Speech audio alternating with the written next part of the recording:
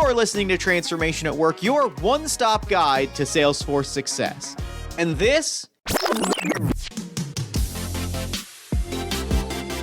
is Project Rewind, expert insights and industry perspectives on what digitalization and Salesforce success look like in action. Today we're taking a step-by-step deep dive into the world of change management, the process of successfully implementing not just new technologies, but any new process, workflow, or, well, change within a business. How to manage it well, and how to deal with the often inevitable challenges of employee resistance. I think that resistance can come in many forms, and I think that a lot of people may not fully understand or pick up on what resistance looks like. As we all know, there are tons of changes that happen in an organization, but oftentimes the people, the frontline employees, the middle line employees, they are often forgot about when it comes to how are they emotionally accepting this change. That's Keisha Ruggs, Director of Change Management at Jarent. Keisha brings years of experience in and around the Salesforce ecosystem into her current role and considers herself a bit of a change whisperer. She's led teams through this process many times over and has seen how, when employees are forgotten about when important decisions are made in the business, those changes are often met with resistance, the kind that can truly tank even a promising opportunity in the early stages. That, as she puts it, is where change management as a practice comes in. Change management is pretty much a set of strategies used to manage people's mindsets, making sure that they understand what change is happening, why it's happening, and how it's going to impact their day-to-day. Change management is a crucial part of the success of any Salesforce implementation, or really the deployment of any new piece of technology, in building employee enthusiasm and ensuring high levels of adoption long after the implementation is complete. But while it's easy to think of this process as something that kicks in once the new technology is deployed, the reality is effective change management starts much earlier than that. As Keisha breaks down here, truly effective change management starts before any firm decisions around new processes or technologies have even been made, with the careful consideration of a team's pain points and how ready they are to embrace that change when it happens. When an organization is thinking about, making a change, whether it's process or technology related, they first have to understand how ready they are for that change. One thing that's really valuable is that they conduct what we call a readiness assessment. And this is just a brief assessment that covers, if they have the right resources needed for that change. So at the beginning of every project, we want to make sure that not only they conduct that readiness assessment, but also they understand and they're able to identify what are some of the areas that they need to improve upon in order to make that transition successful. Understanding a team's readiness to adapt to a new technology is one half of the first step of the process to ensuring a successful change. And as Keisha breaks down here, the other half is understanding exactly how that change is going to look. And that requires careful research and understanding by team leaders. You want to make sure that you educate yourself. In order for you to prime your team, you have to fully understand what change is happening, how it's going to impact your team, how will they receive the knowledge needed in order to be successful, and also define what success looks like for your team. So I would say once you have those questions answered, you'll be better equipped to handle the questions that will come from your team. The reason for all that research? It's empowering team leaders to undertake what Keisha sees as perhaps the most important part of effective change management: good, strong, and frequent communication. I always tell clients, anytime you want to implement a new change, make sure you overly communicate. From the beginning of the project, you want to make sure that your end users are aware of what's about to change, how is it going to happen, and also what's in it for them.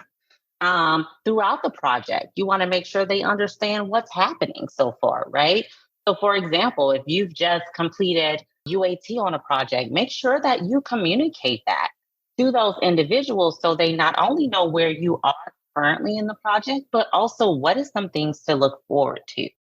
That aspect, helping employees see what to look forward to, is crucial and gets at one of the big questions employees are likely to ask during implementation, one that Keisha breaks down here.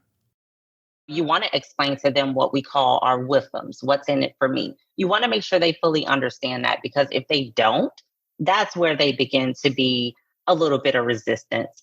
And you also want to make sure that if they do have concerns, you're addressing those concerns, right? I would always tell team leaders to, have one-on-one with your team members, making sure that you're actively listening to their fears and addressing them head on, right?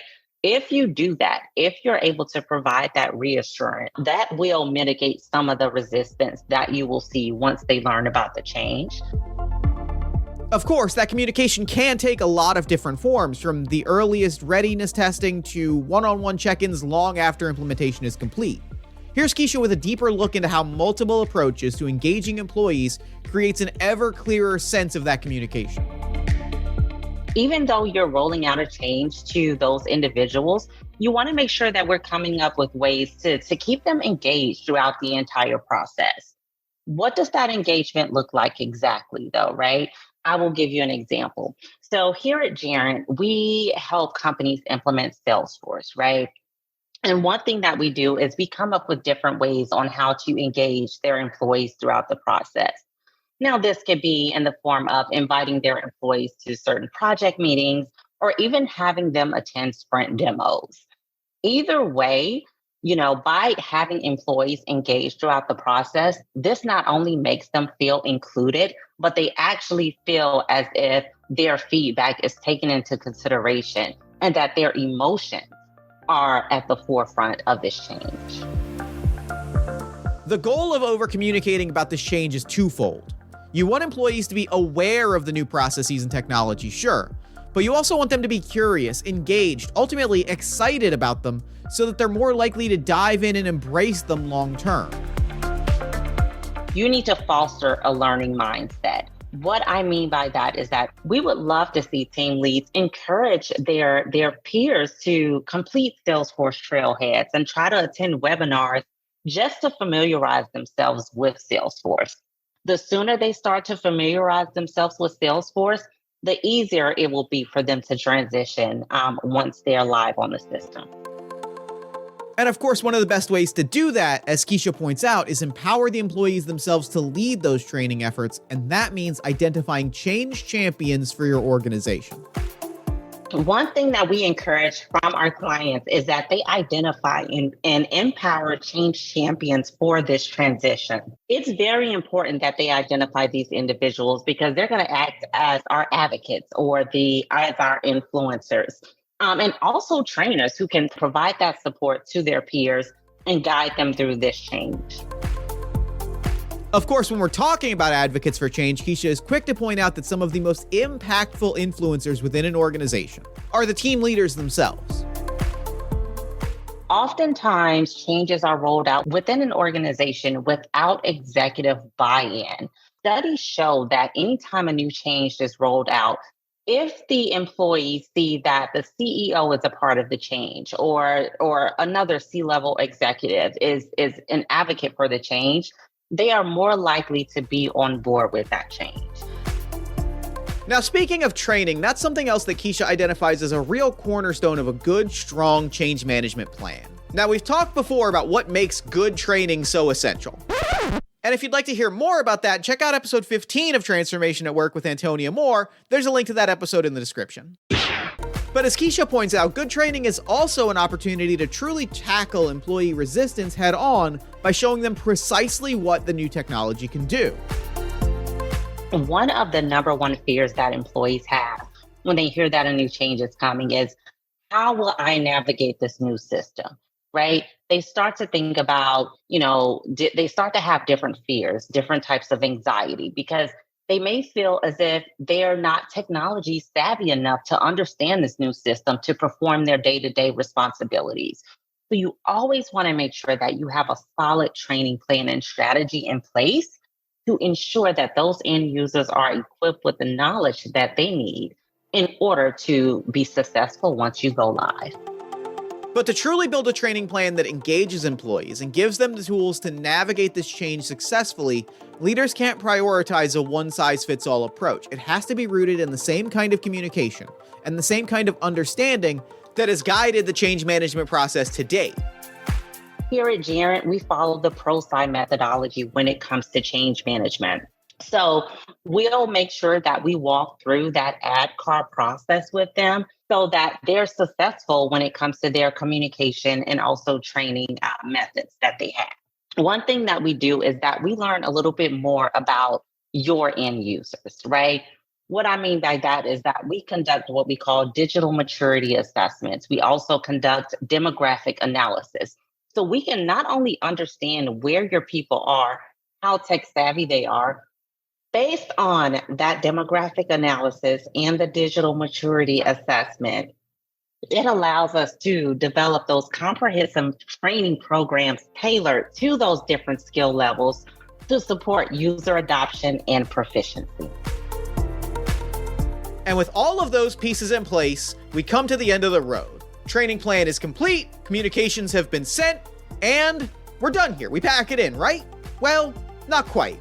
As Keisha breaks down here, a truly effective change management plan is one that goes on well after the implementation is complete. In my opinion, the project doesn't just stop once you go live, right? There are always going to be a few tactics that need to happen afterwards to encourage that sustainability. Once you go live on a system, studies show that some people may revert back to their old ways. One thing that we do here at Jarrett is that we provide what we call a reinforcement plan. This is basically a plan that outlines what set of activities need to occur in order to encourage and reward the positive behavior that is seen from the successful adoption of this system. And I'm going to give you an example of what I mean by that. So say, for instance, you go live onto the system and you've noticed that your users are utilizing Salesforce every day, right, to the best of their ability. And you're able to see that data from those Salesforce dashboards that have built out. Acknowledge those individuals. Acknowledgement can come in the form of a shout out. It can come in the form of a reward, a monetary reward, or it can come in the form of company swag. Making sure that you're highlighting those early adopters will encourage others to stay on that bandwagon and make sure that they, utilize Salesforce and prevent them from reverting back to their old ways. Now, we've broken down what effective change management looks like at each step of the journey, before implementation, during, and after. And understanding what those steps are is vital. But the question of how to make those steps a reality is often its own distinct challenge for team leaders. That's why Keisha identifies it as so important to work with a qualified technology partner with real hands-on change management experience to work with teams through the process from beginning to end. I would say you want to make sure that the implementation partner, of course, offers change management services, right?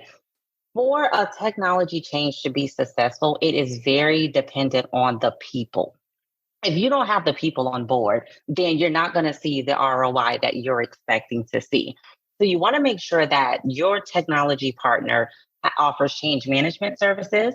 You also want to make sure that they offer ongoing support. Change is scary for most people, right? Even though it may be easy for some, it's scary for most.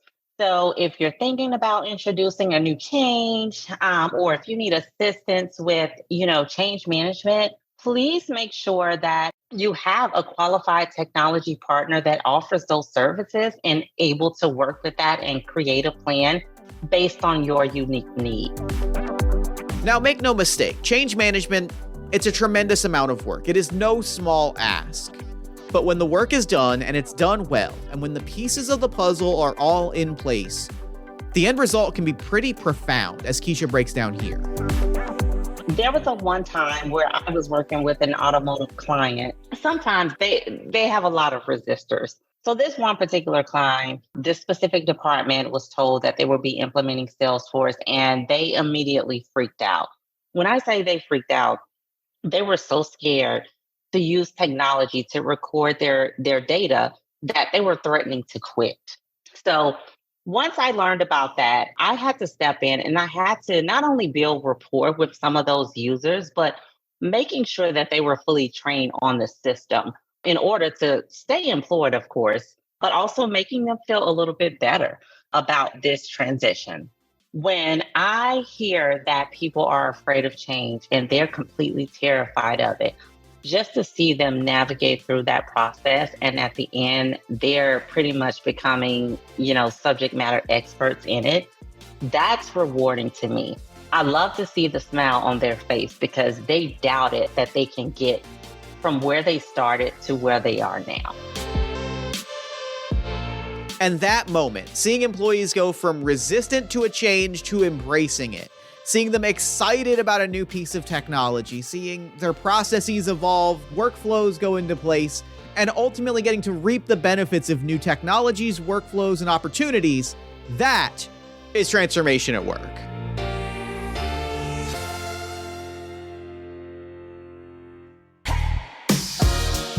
This has been Transformation at Work. Thank you again for listening, and thank you to Keisha Ruggs for walking us step-by-step through the change management process.